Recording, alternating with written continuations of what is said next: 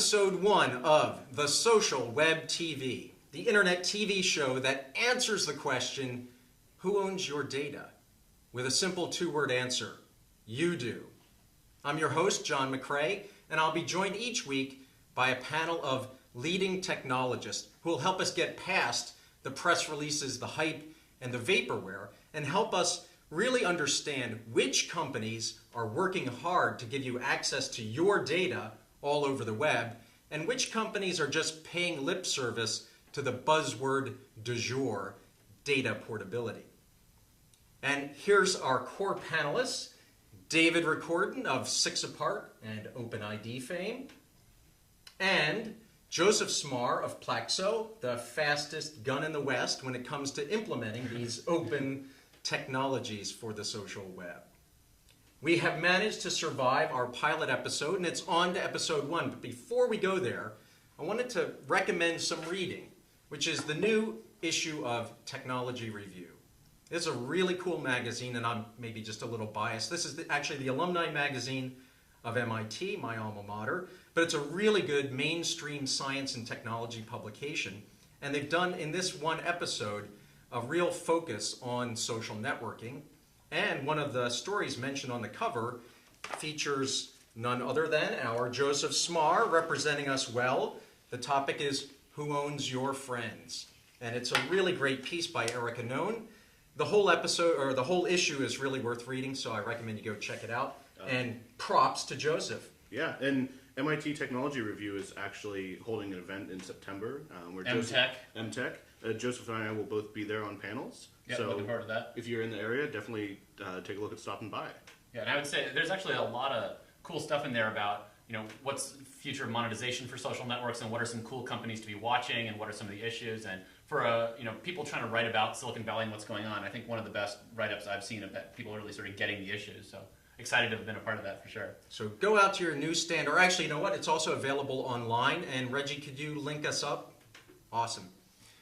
So I think we've got a great first episode lined up. A number of things. We'll give you an update on the Facebook hostage crisis that we mentioned in the pilot episode. We also will talk about a couple of new services that are helping open up the social web. Services with somewhat strange names like Gnip and Identi.ca. Is that how you're supposed to pronounce it? We're not sure. That it's delicious. And we also might have a little fun with a vintage toy that I haven't seen since the 1970s. So with that, let's jump in. It is now day 57 of the Facebook Friends List hostage crisis.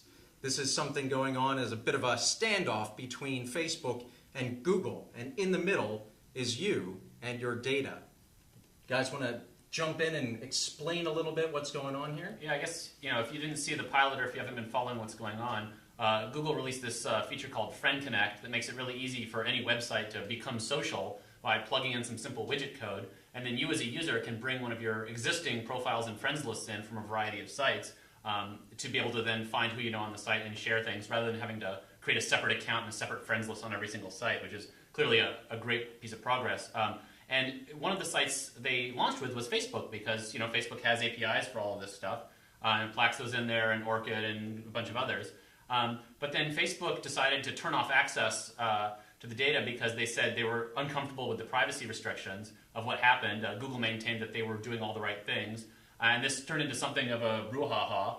It kind of came to a head partly through a blog post you did, David, but then also at the recent Supernova conference where I was on a panel with Kevin Marks from Google and Dave Warren from Facebook, and people in the audience really were trying to ask what was happening. And it sounded like behind the scenes there was some talking, maybe some lawyers involved, kind of unclear exactly what's going on. But there was one little issue, though, that made it a bit of an inflammatory issue. It's something done in the user interface for the feature. Right. Instead of just completely removing Facebook as one of the social graph providers for Friend Connect, Google left Facebook's logo in there and put next to it disabled by Facebook. And so that definitely was really trying to put this issue in front of users versus just letting it die. Yeah, so for users to be like, oh, how come I can't get my Facebook? It's like, oh, they're not letting me, or at least brings the issue into a lot of people's minds. At the same time, from Facebook's perspective, what Google was doing with Friend Connect violates their developers' terms of service in terms of their view was that Google was redistributing data that Facebook platform developer applications aren't allowed to do. And they said they're just acting on behalf of their user. And yeah, I mean, there's definitely room for some interesting debate there. But in the meantime, the users aren't being able to use the sites that they want together, and that's really, I think, where the hostage crisis comes in. So it's day 57. Amazing, isn't it? No end in sight. It's a long time in internet years. A little glimmer of progress, though. I checked out the UI today, and I couldn't find that inflammatory language. So there may be some behind-the-scenes progress. But let me ask you guys. Little olive branch, perhaps? Obviously, as long as this standoff continues, we're going to cover it every single episode. Any guesses about how many episodes will be devoted to the Facebook hostage crisis? Any sense of when or how it might resolve itself? I mean, I guess one date to watch is July 23rd, which is Facebook's F8 conference. It's sort of the next big developer event. They had one a year ago when they first announced the platform.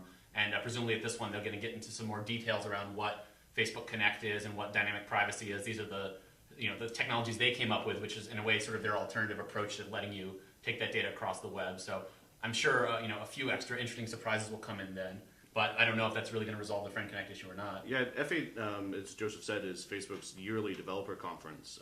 It's the once-a-year event that Mark Zuckerberg actually gives a keynote. Last year was when Facebook Platform was launched, so I'm not really sure. It's hard to believe that was only a year ago, isn't it? Yeah, exactly. I mean, like the internet, yeah. But who knows what will come of it this year. So the dream scenario, of course, what we're all looking for is maybe Google and Facebook together on stage at that event. We're not predicting it, but that would be a great sign of progress for users all over the social web. This would be a great chance to see a kind of a bold answer here. All these companies are professing to really care about users, and that the details is not, as some people think, the companies butting heads or trying to control things, but doing right by the user. And so if that really is the case, you'd think, cooler heads could prevail and we could see something really exciting, but we'll have to see. It's up to you guys. Okay, so now let's jump in with a couple of new services that have launched that clearly are not yet household names. One is Gnip and the other one is Identi.ca. Who wants to help us understand either of these? So Gnip is a service which sort of acts very much as plumbing for the social web, where the idea is you have all of these services which are going in, providing feeds of what Joseph's been doing, maybe on Dig or on Flickr or on Delicious, on my blog, on Twitter, on all these different places. Right. And then you have other services which are wanting to consume all of these feeds. And the problem is it becomes very difficult from a scaling perspective to create a service which goes and fetches Joseph's 20 different feeds around the web, does it in a way which doesn't take down each of those services when it's happening. Because when you log into an aggregation site, you want to see what Joseph did 30 seconds ago, not what Joseph did 6 hours ago. Right. So just to make sure everyone following along, give some examples of these aggregation services. So Facebook Newsfeed is probably the largest example. And I mean, Plaxo has Pulse, there's FriendFeed, there's Social Thing, there's Identi.ca. We have a plugin for movable type called Action Streams, which does the same sort of thing. There's like all sorts of different services which do this. So this is a really key layer, really, of the social web going forward. It's very important for that vision that we all talk about, where you as a user are going to be able to use whatever services come up that do something really well or something really cool, and that'll probably include a growing number of smaller kind of niche sites that you won't necessarily share with everybody, but you want to be able to share with the rest of the people you know on your existing social networks. Hey, I did this cool thing on a site. It could be I put up some photos, or I dug a story, or I wrote a review. And certainly even at a scale like Plaxo Pulse, it's a major load both for us and for a lot of these sites, even the bigger ones, because we have so many users that have hooked in their Twitter feed or their Flickr feed or what have you, and we want to be able to very quickly get them up to date. But right now, the only technical solution, pre-Gnip that is for Plaxo literally for every Twitter user, for every Flickr user to say, hey, Flickr, got an update? How about now? How about now? How about now? And in the background, just constantly ping them for an update, which is very inefficient because, of course, at any given moment, most of our zillion users haven't updated a photo right then. But if we don't do it frequently, then if you put up a photo, you may not see it show up in Pulse for many hours, which is confusing. Yeah, I was going to say, so it sounds a little bit inside baseball, but for a regular user who might use a FriendFeed or a Plaxo Pulse or another aggregator, do they see Gnip? What's the benefit? So users don't see Gnip directly. I mean, Gnip is basically like really sexy for developers. It's a piece of infrastructure. What it does is it turns this problem on its head. So instead of Plaxo Pulse having to go or FriendFeed or Facebook or any of these different services having to go and constantly like super poke like Twitter, are you done? Are you done? Are you done? Are you done? You're able to have Gnip say, hey, Plaxo, here's a new update from John. And so what they're doing is going and doing all of that fetching for you, going and listening to real-time feeds of content from services that provide them, like Sixpart has an update stream for all of our blog content, Twitter's had an XMPP feed, all of these different things, as well as go and do the fetching for you. So it changes the model from a ping model and from having to pull that to sort of the Gnip model. Right. They're sort of in the They middle. push updates to us in real time. Okay, Exactly. now I heard a buzzword in there. Yeah. XMPP. Right. So, like a lot of things I think we deal with here, you've got a general problem that needs a general solution, which is how can I as a user create content on lots of different sites and then proactively notify the aggregators that I use to be able to pull those updates so that model can scale and you don't constantly have to ask every site for every user, is there an update? Now, there are open standards like XMPP, which is it started out as a kind of a federated instant messaging protocol. You remember back in the day of trying to get AIM to talk to Yahoo Messenger, to talk to MSN Messenger. And so you probably know XMPP more by the name of Jabber. Right, so and if you use Google Talk, on the side of Gmail, that's using Jabber. Cool. And so in theory, that allows any site to message any other site. And a few sites are using XMPP like Twitter, but it's, not everybody's using it yet. It's kind of complicated to figure out. And so I think Gnip, kind of like ClickPass, is a company that's stepping in and saying, we're going to go in and do all the mucky-muck work and work with the different standards. And if there's not a standard, we'll go in and do the hard work behind the scenes. But we'll present a sort of nice, seamless interface for users and for developers that makes it look as if the social web were further evolved than it really is. And in so doing, hopefully accelerate the progress towards those open standards. So we've now got it implemented in Plaxo Pulse. So if you go and dig a story or post a delicious bookmark, it should now literally show up in Pulse within about 60 seconds and be a lot less work for both Plaxo and those sites. So that's a pretty exciting development. But one of the interesting things with XMPP is Twitter's actually not in Gnip. So Yeah, that's true. it's interesting because Twitter was really one of the ones leading in this space of going and providing a real-time stream of all of their content via XMPP, allowing other services to subscribe to it. But Certainly vocal advocates of the standard in general. And It's also one of the services for which latency ends up producing some of the worst outcomes. If your tweet's not, from Dale A to Dale at the tweet coffee is- shop, it's yeah. right. but it doesn't seem like Gnip's able to plug into Twitter via an XMPP stream. Yeah, and I think there's been some, that was certainly brought up in the announcement. It was sort of conspicuous by its absence, especially since I was one of the first people to work with Gnip plugged into Plaxo, and Twitter was in there early on, and then their XMPP server was down for a while they were dealing with some of their scalability issues. Is that related to the outages? Well, what's surprising is that it seems to be back up because a few services are getting access to the feed. I know FriendFeed is, I know Sumize, Zappos for some reason. There was the rumor this week that Twitter's buying Sumize. Oh, right, yeah. So what's interesting, here you have an open standard for public data, but partial access to the data, so there's definitely something there that needs to be figured out, because obviously it's very useful if we can get that working again. So I think this is one of the stories that we should probably keep our eye on. This is, I think, an area where Twitter's got an opportunity to do something really cool. Yeah. And let's hope they do the right thing. Yeah. Keep pushing for those good open standards. Identi.ca was also one that we wanted to talk about, just launched. Very related to this whole issue, actually. Yeah, exactly. So Identi.ca is a manifestation of an open source Twitter clone. It's created by software developer Evan Prodromou, who's worked on a website called WikiTravel, and actually wrote the OpenID plugin for MediaWiki, which is what powers Wikipedia. And the idea with Identi.ca and the software behind it is that anyone can go and run their own copy of a service like Twitter. So instead of it just being Twitter or just being Pounce or just being Jaiku, you're able to go and download this source code, set it up on your server. And the idea is getting to the point of if Joseph is running one instance of Identi.ca, I'm running another instance, we could actually have users talking to each other.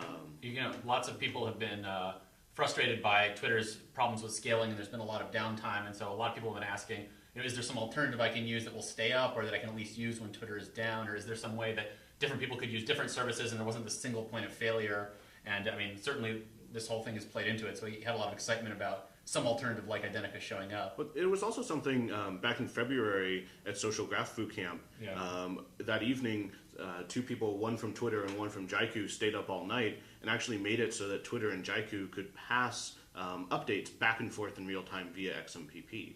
And I think that's the sort of thing that Identi.ca is trying to create, is the ability to go and have multiple installations working together, users being able to subscribe to updates from one place to another. So the whole idea of it doesn't matter what service your friends use, but being able to see the content they create, being able to interact with them, and all that sort of stuff. And go ahead. I think it's really hard to predict the details of the future, but I think one thing is clear. If you roll forward several years, you're all going to be using a bunch of different web services, and many of them will be ones that you aren't currently using. And so the pain associated with, let's go check out Identi.ca or some new thing, and you've got to now reconstruct your friends list or redo your profile. Even find who's there. That's kind of the core issue here.